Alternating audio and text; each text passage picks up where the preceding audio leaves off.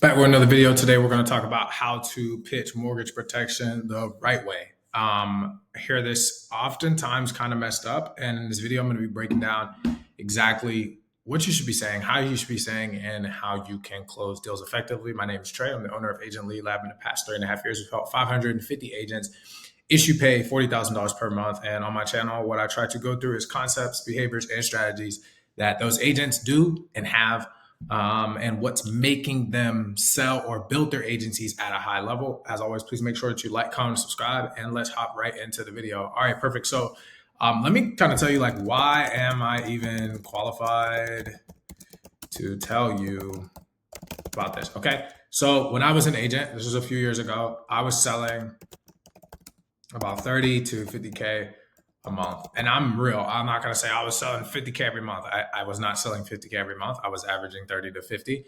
I have a few where I do like 40 or like 36, 37. This was issue paid commissions, which basically just means, for those that don't know, that just means it's paid out. Or for some people, they call it points. It means like what was hitting my bank account. So my annual premium was obviously a little bit higher than that. And the reason why I'm saying that is I learned principles that changed the game. Now, I have on my website, agentleadlab.com, I have, as of date, so it's January 8th, 2026, I think we have over 260 videos now. We just recorded like 4 or 5 more people. We're going to have even more agents coming on. And like, for those that don't know, we have had 550 agents issue pay. So not only was I a top agent, top theoretically, but I also work with a lot and I know what works and what doesn't. So in this video, I'm going to go through like how you actually can sell mortgage protection, because I hear it done wrong so frequently. And I have videos of my agents talking about it. But I think also I want to give my perspective and also like what's working, what's not. So as an agent, right, there were a lot of principles that changed the game. So like most people, right, when I started, I was doing final expense. Okay. And there's nothing inherently wrong with final expense. Don't get it wrong. But I was just pitching. When I say pitching, I was just pitching numbers. All right. And then what I learned, what changed the game, was I learned how to pitch concepts. And what this was my first seed that taught me how to actually start closing mortgage protection. Because what I noticed is, so what do I mean by pitching numbers, right? So pitching numbers is what most people do. They're going to say, hey, you got like bronze, silver, gold. Okay. And basically what they're going to say is like bronze equals 10K, silver equals 15K, and then gold equals 20K. And you're sitting down in a house, or like I was in person, I did a hybrid model. You're sitting down in a house, or you're on Zoom, or you're on the phone, and you're like, hey, Susie. So like you get to the end and you're like, you wanted final expense for your burial cremation, right? And they're like, yeah. And then you just say, hey, cool. You get to the end, and you're like, hey, there's 3 options. We can do 10,000, 15,000, 20,000. What do you want to pay? And people just pick, right? And they're like, okay, well, I want 15. It's like, how much does it cost? And you're like, hey, 10K costs $100, 15K costs 115, 20K costs 150. And they pick a number, and then you end the call, and then you don't write crazy high premium, and then you get chargebacks. And what I learned, which quickly took me from doing about 15K a month to about 25K just off of final expense, was like, all right, there's 2 things that I'm missing, right? One of them is like, I didn't know how to sell mortgage yet. We're gonna get into that. And why I started here is because I think in order to get good at mortgage protection, you have to know how to sell. It's not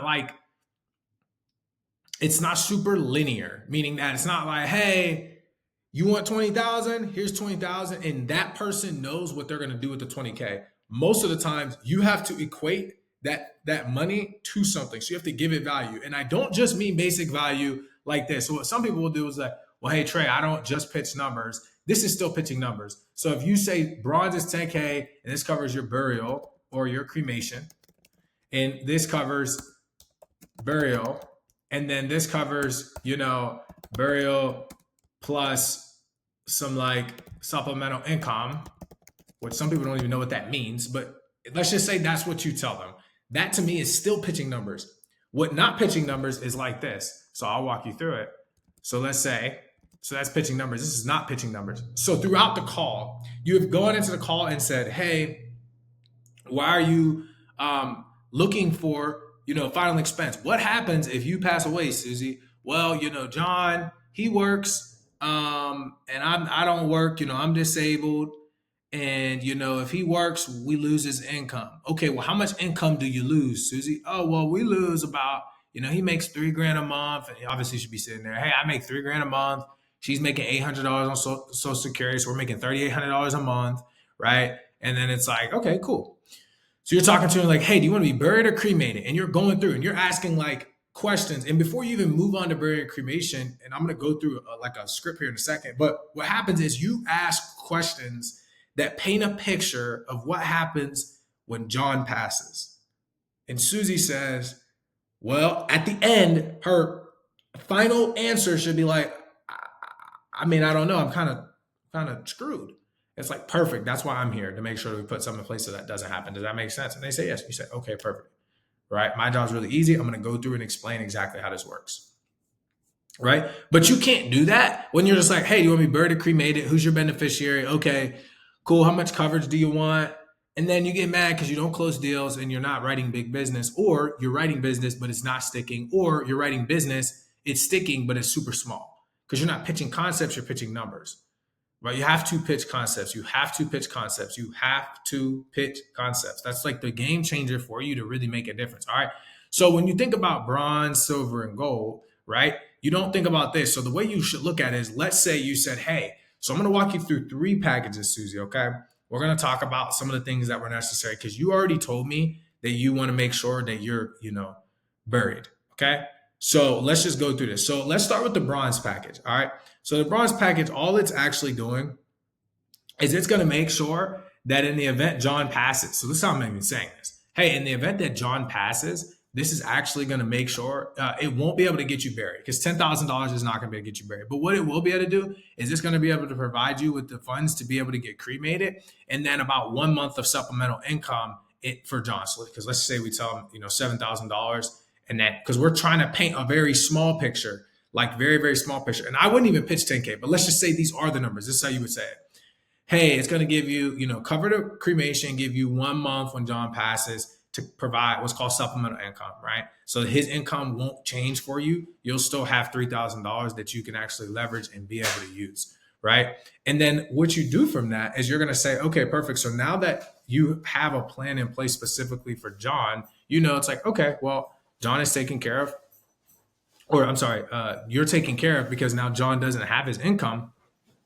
The second thing that you're going to do is look and say, okay, that's the bronze package. Does that make sense? And they say yes. And you say, okay, well, the bronze package is going to cost you, let's just say, we tell them it's like, all right, this is going to cost you $80 a month. Okay. And they're like, oh, okay, cool. And it's like, all right, so the next package is actually going to be kind of more or less what we discussed. This is going to be your silver option. Now, what I would do is I would paint a picture to have this cover 2 things. So you want to cover 2 things, not 1. So if you cover 1, you say, oh, well, it's $15,000 to be buried. Then it's like, okay, well, then you just covered buried and there's no extra value there. So like, I just get buried. And it's like, well, it kind of sounds a little bit better if I get cremated and I get a month of supplemental income. So what you would want to do is you probably want to switch that, right? So let's say you say, hey, this is 20K. So you'd be like, hey, so this is going to make sure that you're buried. Plus, this is going to give you, 2 months of supplemental income, right? And then you're gonna say, hey, 2 months of supplemental income, so that's $6,000. Let's say you took 14,000 towards the cremation, right? And it's gonna give you 2 months of supplemental income when he does pass. That way you can kind of manage and get your lifestyle back together. Does that make sense? And they say yes, and you say okay, and then it'd be $30,000. Let's say you pick another number that's even higher. Let's say you do like 35K. It's like, hey, this is gonna bury. It's gonna give you let's just say it's 5 months. So that's 15K. So 20K, 15K. Let's just go with 3 months.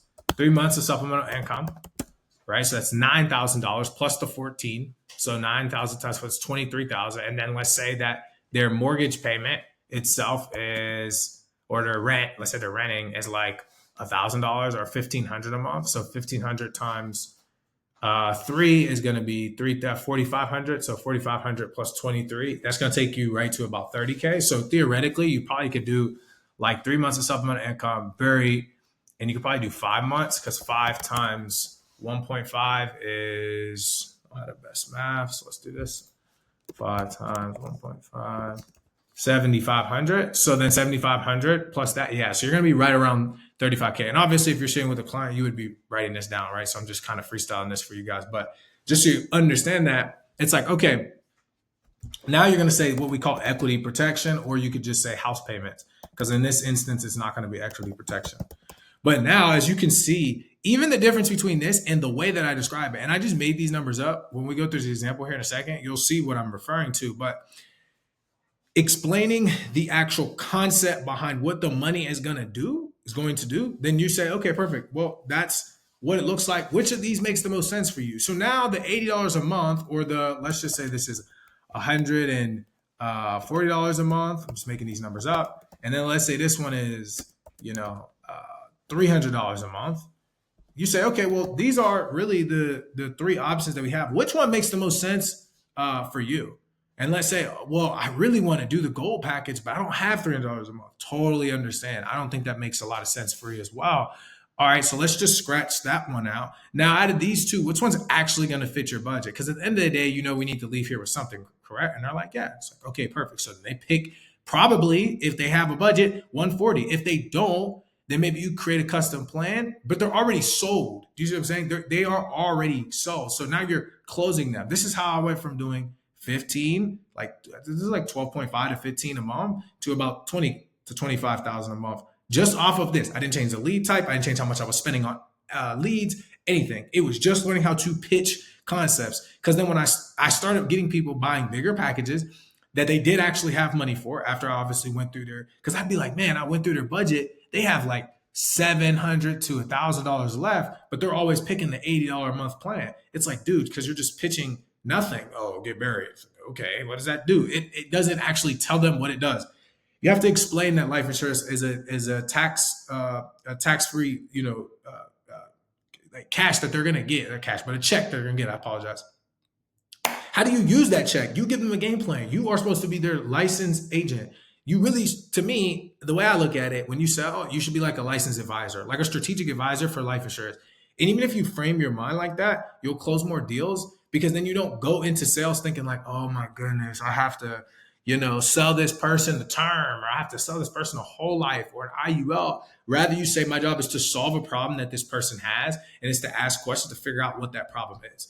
If you can't ask questions to figure out what that problem is, then you're not really doing your job well. You're really just trying to say, hey, I just have a license to go into people's, like, to talk to people, go in people's houses, communicate with people, to just sell them what they know. But like, most people don't really know how life insurance works. They don't really know, like, a lot of these people that you're meeting with or talking to, they've never really went through a thorough budget, right? Like, understand the psychology of the people. They're filling out ads, they're online, they're filling out stuff in the mail, right? They're not like going to Google and like using GBT to search this stuff up. Because if they would, why would they need you? They wouldn't fill an ad out. They would just call a life insurance company or ask somebody that they know. They wouldn't be like, oh, I don't want to fill this out to get bothered.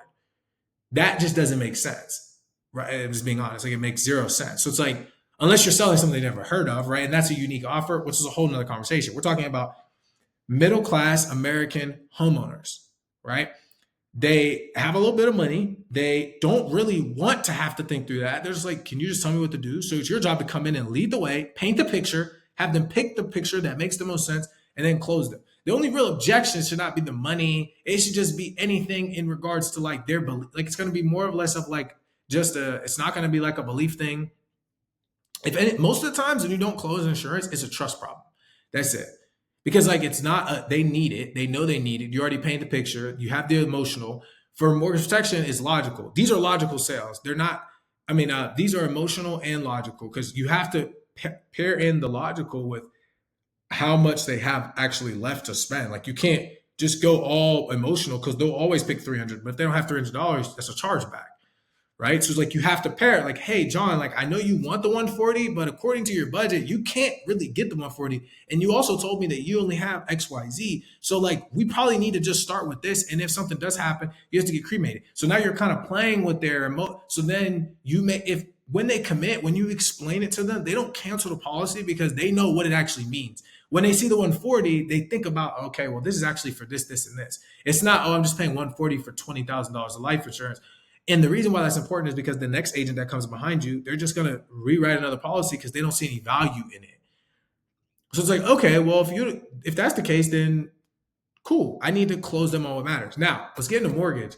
The reason why I had to start with that is because that's where most people are, right? And if you could just do that with your leads, you'd be fine. But mortgage protection is so unique, right? So why is it unique?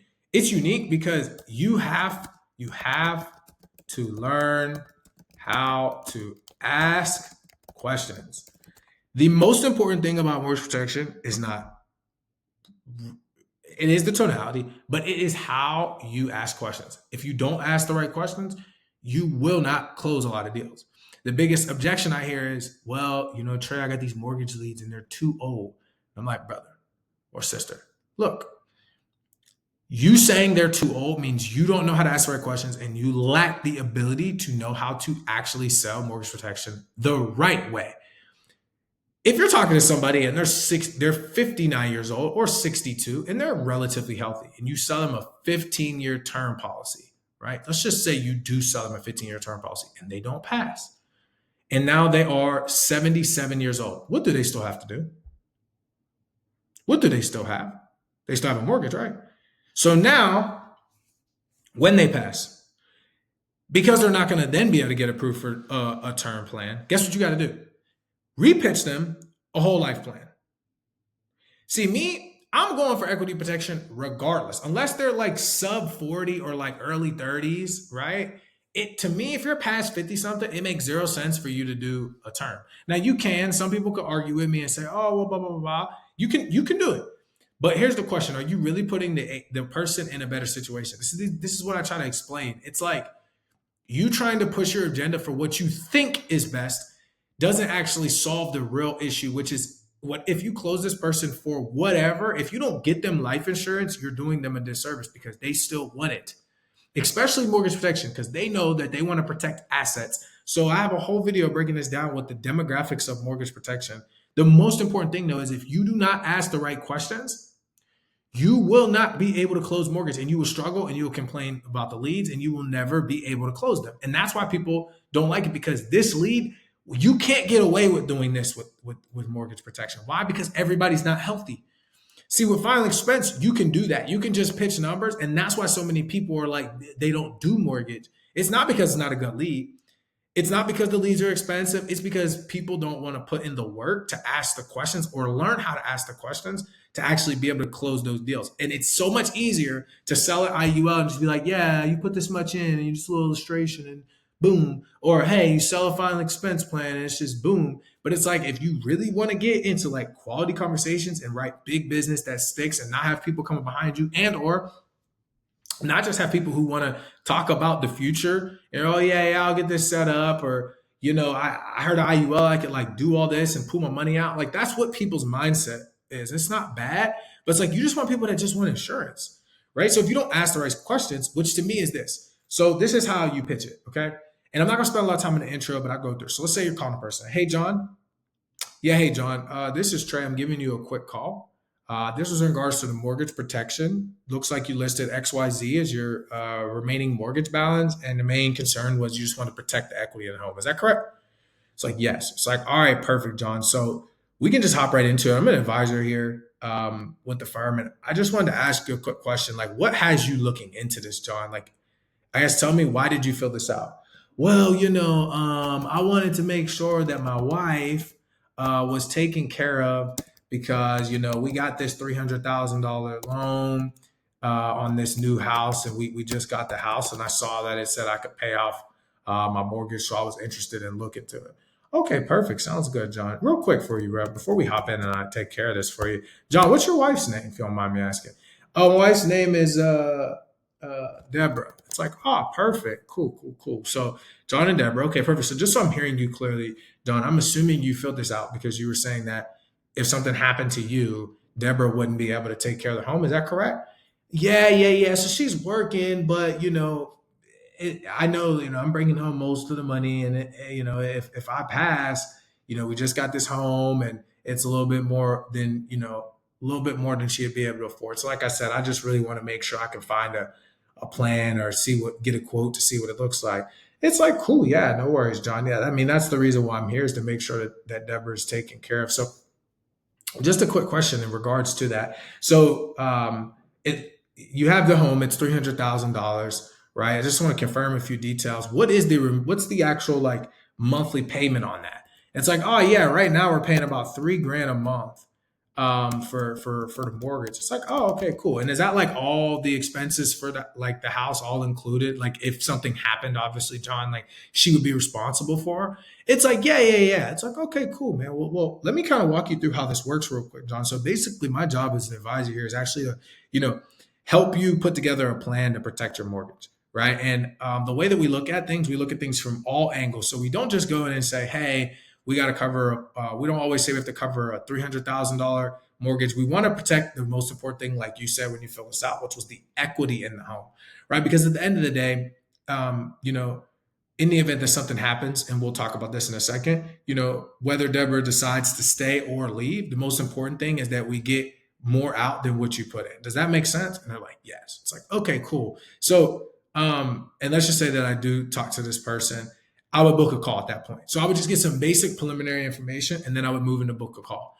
Now, the next thing on the back end, what I would focus is, let's say now I get to the call. So I have basic information. John protecting Deborah, 3K. And I say, perfect, John. So in order for me to like strategize this perfectly for you, I want to make sure that Deborah is there too, because obviously, you know, in the event that something may happen to you, John, we might need a plan for her. But I don't know if that's going to be necessary, but it would be better to just have both of you all there because that allows me to paint a better picture, but also put together a more affordable plan for you that might make more sense. Make more sense. Does that make sense? And they're like, yes. Most of the time, they're like, yes, because you didn't just go straight for the booked appointment. You asked a few questions to build a little bit of rapport, and then you go into tying it down, which is like, perfect, John. So I'm assuming you're working. When do you typically get off work? 6 o'clock. Cool. Does Deborah work too?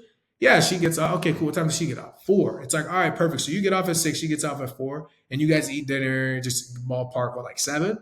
It's like perfect. It's like, okay, so would you rather us go through and get you set up before dinner or after dinner? See, I'm already being assumptive, like we're gonna get this taken care of. Hey, would you rather get this set up before dinner or after dinner? We'd rather do it after. It's like, all right, perfect. So I have some availability. It looks like Friday. Is there any reason that doesn't work for you?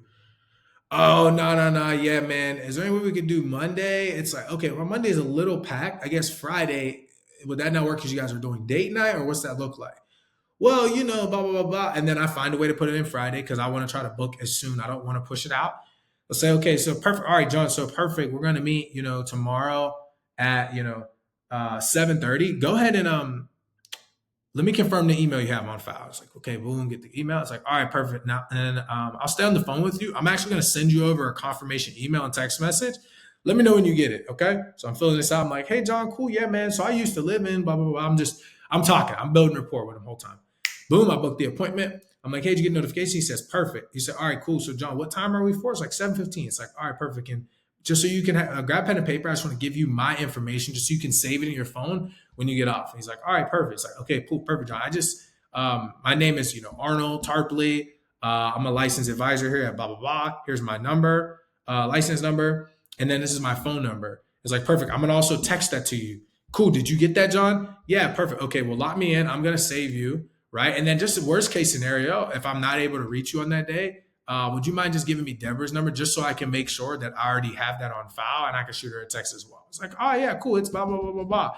But I can ask that now because I built so much rapport. And I'm like, perfect, cool. Well, I'll just make a quick group message with the three of us. I'll do a quick little introduction. I'll let her know, hey, or you can let her know as well, that we're meeting. And then tomorrow we'll be all good to go. Does that sound good? It's like, perfect. It's like, all right, cool. And then I meet. And then when I get on the call, now that I have some, it's like, hey, Deborah, hey, John, nice to meet you. I just want to go through this. Won't take up a whole lot of time, but we are going to put together a plan to make sure that in the event something happens to John, Deborah, you will be taken care of. But we'll also look at options in the event that something happens to Deborah, that John, you'll be fine. Because I know that you said earlier that, you would be fine financially, but I would be doing a disservice to you all to not at least put together a strategy or at least show you the other strategy. So we'll make sure that, Deborah, you're taken care of. That's definitely something we're going to do today. But we'll also look at what it may look like to take care of John. So I'm assumptive. We're going to make sure it's taken care of. You're good. I'm the whole time. So now I get into it and I'm like, cool. So, Deborah, just so I'm clear, I'm going to be communicating with both of you all. And you can do this on the phone or Zoom. I honestly like phone calls because you don't really need to get on Zoom. It's just more efficient to do a phone call. Plus, I think if you force yourself to do a phone call, I learned this from one of my good, honestly, one of my top agents, probably my top agent actually, out of all my individual agents. Um, he said something one day. He was like, I do everything over the phone because it forces me to have to paint pictures with my words. And I was like, that is phenomenal. He's like, and he sells IULs and annuities. He's like, if I use my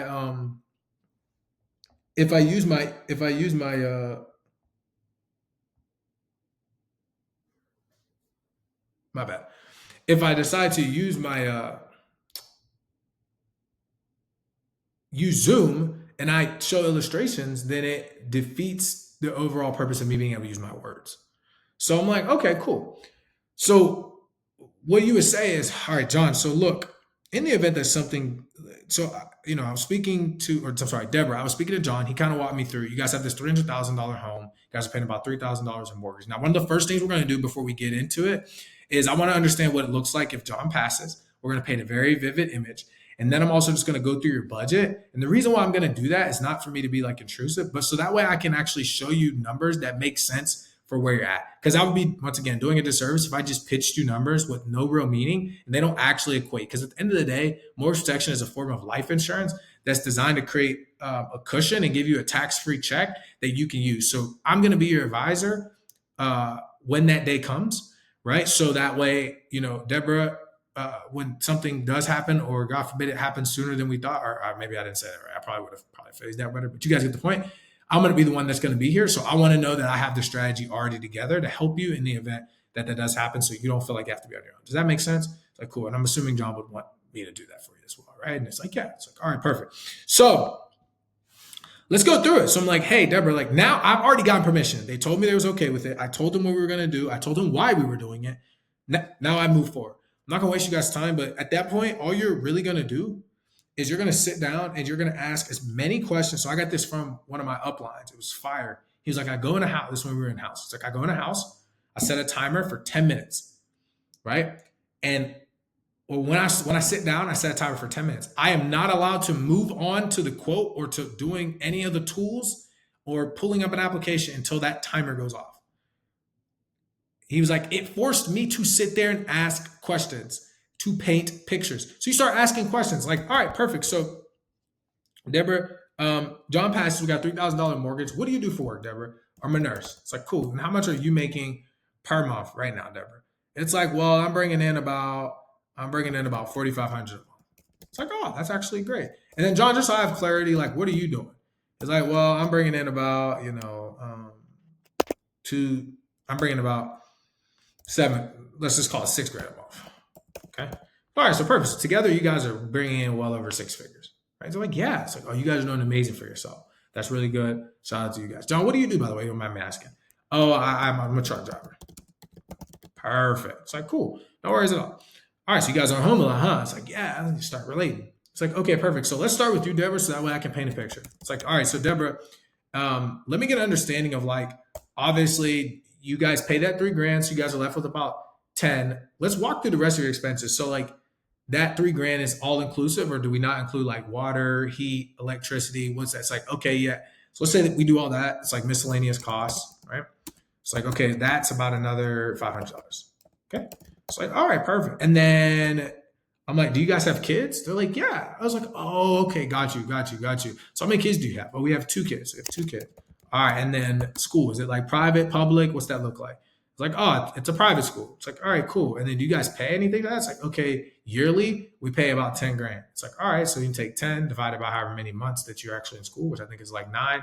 So it's like close to $1,000 a month. But let's just do safe math. Let's say $800. So you're paying about $800 a month for that. Do you guys prepay for that up front? Or is that just taken care of like month by month? It's like, okay, we prepay it up front. So it's like, okay, worst case scenario, if something happened, right, we would need to pay for that school because you have two kids, right? And they're only in where? And they're like, oh, well, one's in 6, one's in 8. It's like, okay, does that price increase? It's like, no, it stays the same. It's like, all right, perfect. So that means that we have 9th, 10th, 11th, 12th, right? So that's 1, 2, 3, 4. That's 4 years. And then, so now we have 4 years at 10K. And then we're also going to have, that's for the first kid. So let's just say I'm like, hey, what's your kid's name? And it's like, kid's name is Jacob. Okay, and then what's your other kid's name? It's like, oh, it's my daughter. Her name's Ashley. It's like, perfect. So Jacob has 4 years left, and you have Ashley who has 6 years left. Perfect. So 10K. So right now it's like cool. In the event that something happens, we definitely want to make sure that Jacob and Ashley can continue to go to that school that you guys really like, right? Like, yeah, it's like perfect. So we need to make sure we put together a strategy for that. Would you guys agree? It's like, yeah, it's like, cool. All right. So we have 2 kids at $800 a month that we're paying, but then we prepay for it up front, right? So it's basically we got to have at least 40K and at least another 60K for them to continue through school. Does that make sense? It's like, yeah, it's like, all right, so cool. We have kind of our first benchmark. So we need at least another 100K, right? So we need to be looking at right around $100,000 might be one of our options. Does that make, they're like, yeah. And by the way, when I'm doing this, I'm not getting to the 100K. Like I'm looking like, okay, cool. In a perfect world, we want to have about $100,000, right? Now, obviously I'm not saying that we're going to get that. But I'm saying like in a perfect world, we want to have right around $100,000 if we're doing, and I'm only going into this, right? If this family is healthy, right? I'm only going into this if this family is healthy. If they're not healthy, I'm not even going to talk about that. I'm just going to keep this number blank. Like I'm just going to keep this in mind. Like, oh, okay, cool. Right? But I know this in my head. It's ammunition. I'm filling it up. I'm not going to say 100. When I say I'm not going to say 100,000, I'm not going to actually verbalize that out loud. I'm just going to think in my head, right? It's like up to 100K. Why? Because when they come back to me and I get to MIB, I'll be able to paint the picture. So I'm like, okay, cool. That's in my head. I'm not writing that down. Or I'm writing it down, but I may not be saying it like out loud to them. It's like, all right, perfect. So you have that. Okay, so we'll take care of this. So this isn't actually a fee. We're just going to say this is just like a miscellaneous thing. It's like, perfect. So now you have $500 a month miscellaneous. It's like, okay, you have a car? It's like, yeah. It's like, how much is the car payment? All right, well, my car payment is $500. Hers is $700. It's like, all right, so that's $1,200 on cars. All right, so then that's another $1,700. Cool. So right now, all right. And then you just go through each thing, right? So you have to work, like you could just keep going down the rabbit hole. It's like, all right, car, phones, Netflix. And at the end of this, right? At the very end, you are going to have a list of things that they have to pay for. And then you will see why they filled this out. Because on paper, they're going to hit you with, well, I already make 10K. It's like, no. You're going to hear that objection at the end. You have to get all the ammunition out because you're going to ask the questions. So say after everything, right?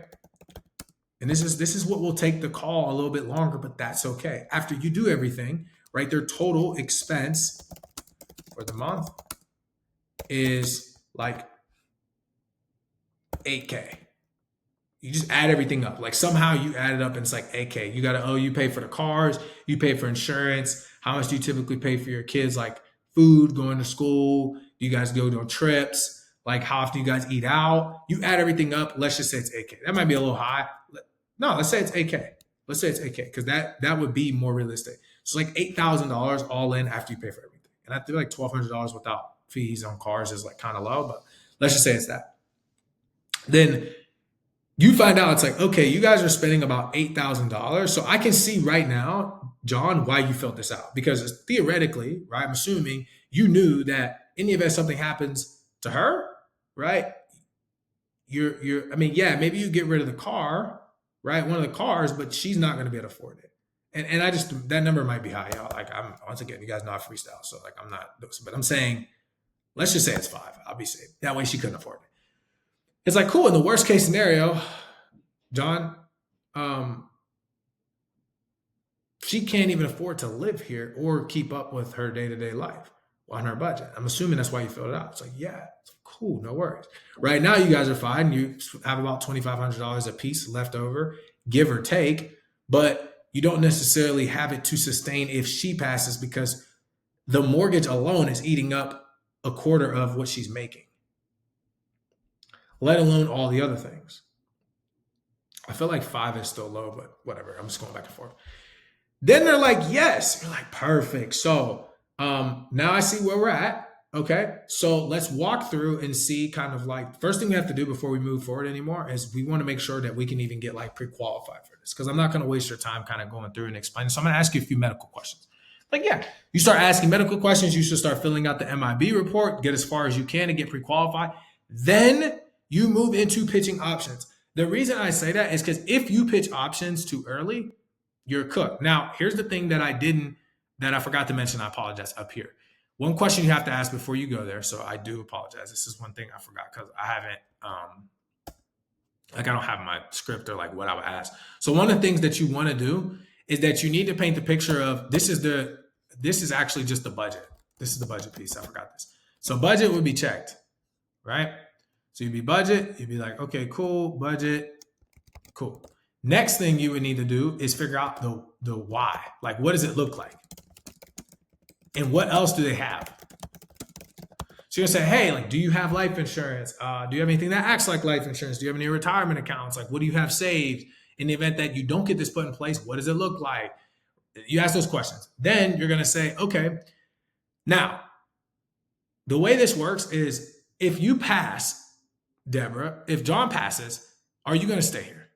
She's like, no, probably not. Like, we have a 3-bedroom, blah, blah, blah. You start asking, it's like, okay, are you familiar with how probate and selling houses actually works? They're probably like, no.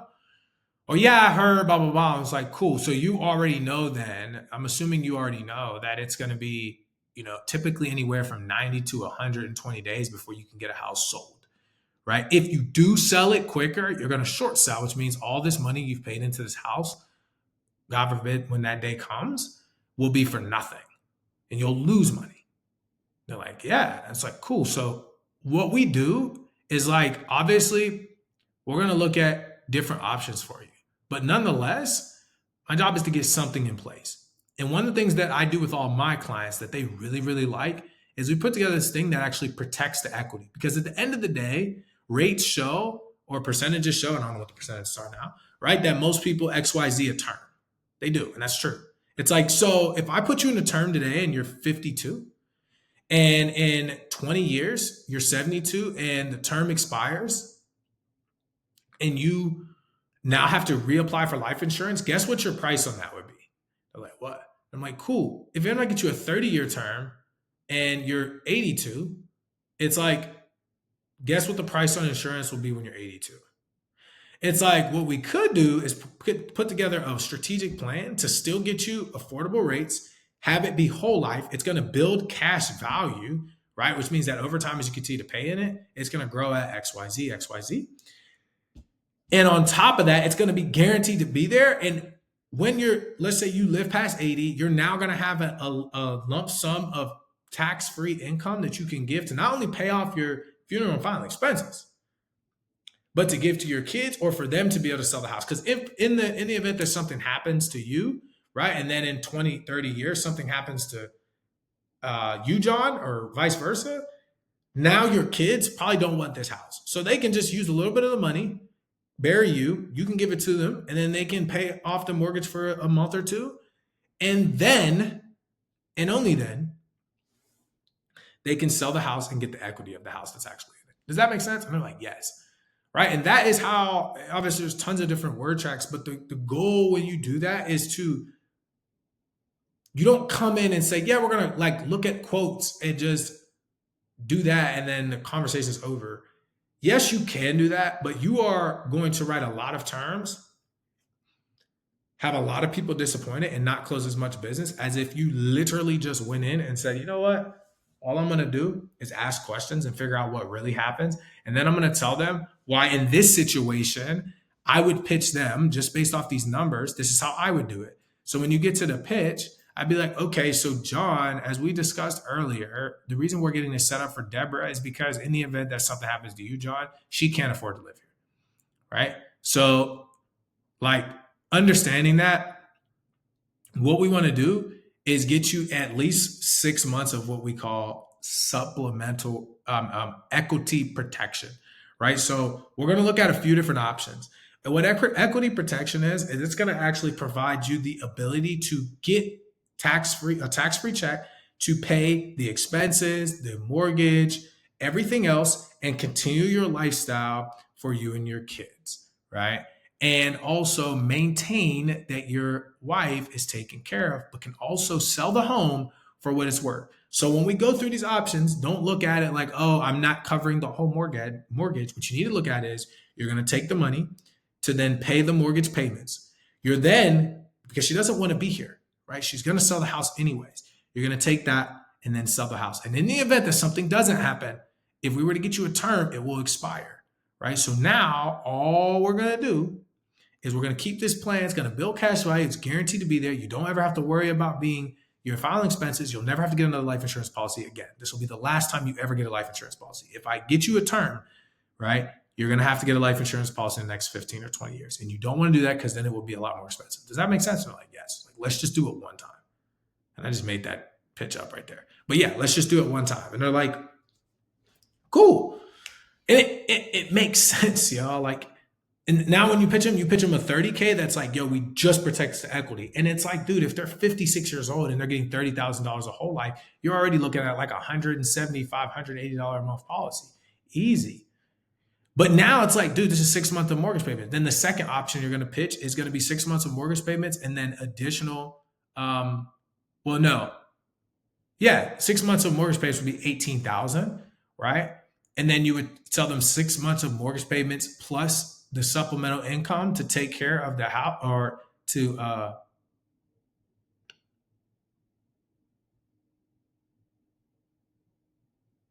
yeah, you would tell them 6 months of supplemental income would be 18K or equity protection, I'm sorry, would be 18K because that's 3K times 6, 18K. Then you would tell them